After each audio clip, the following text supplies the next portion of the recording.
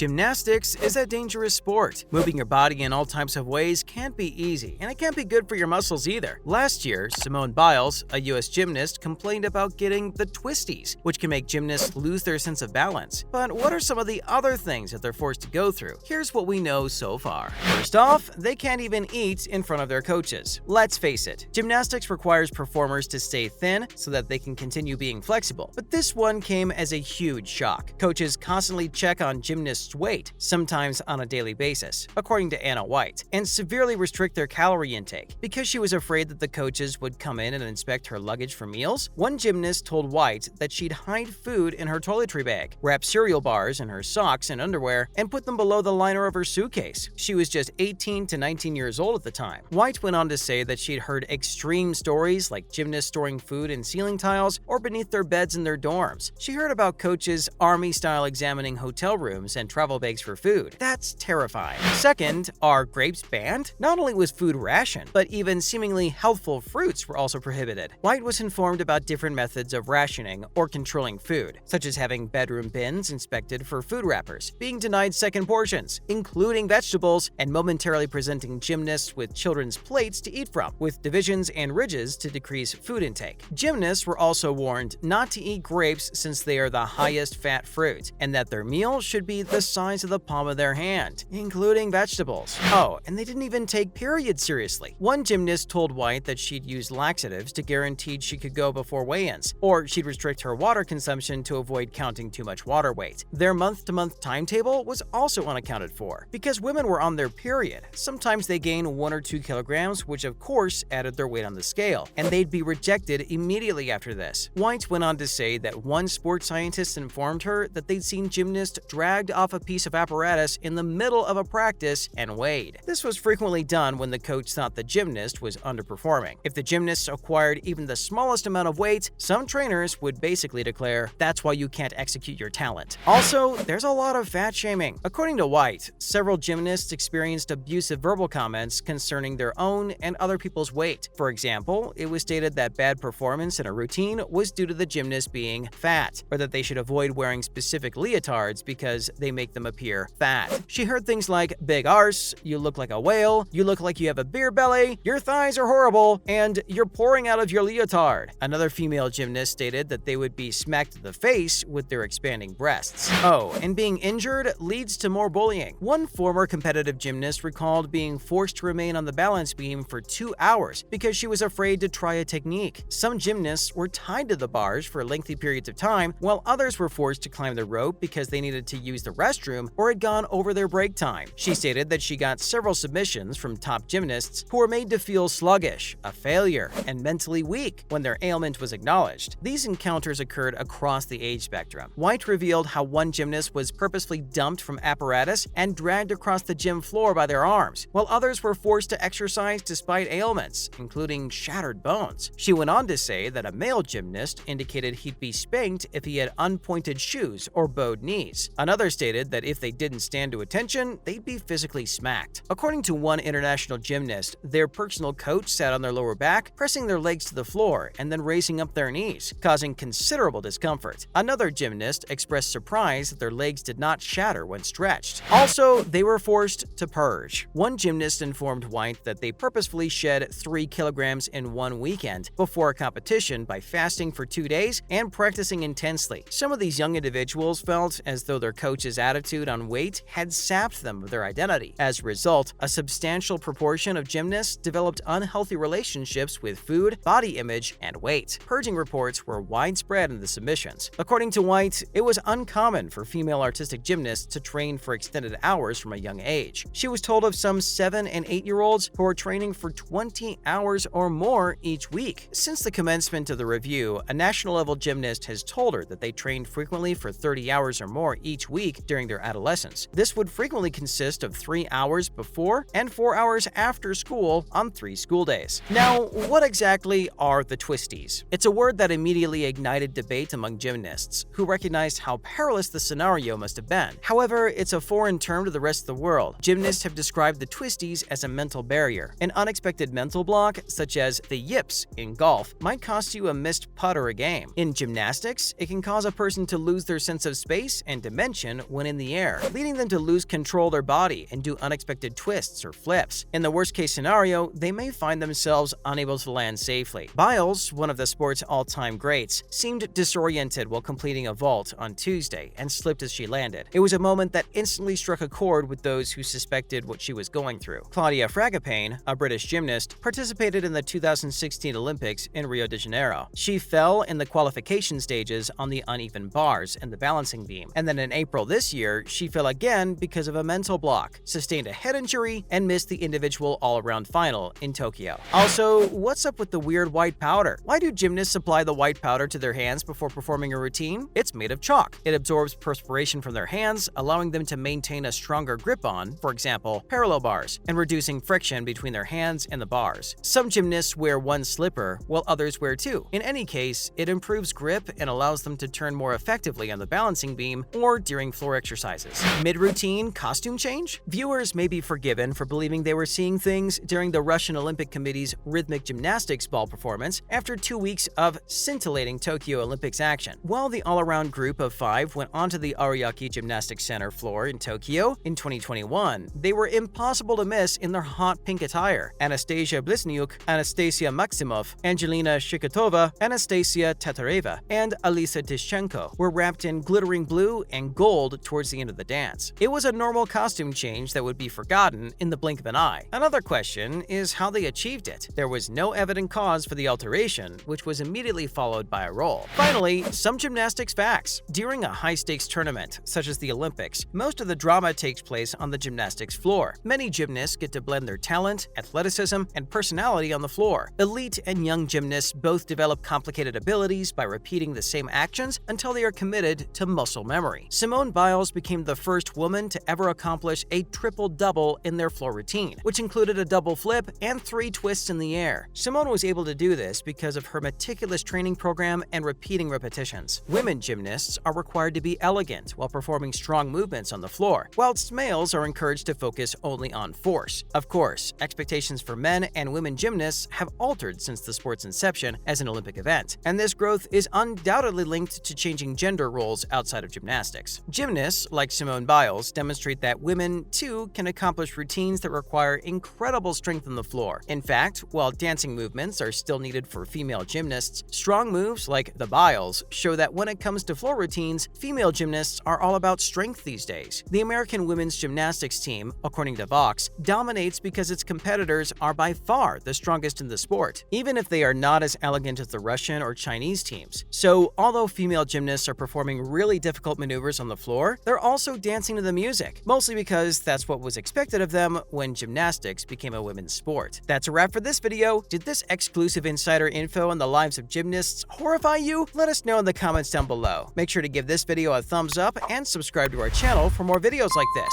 See you in the next one.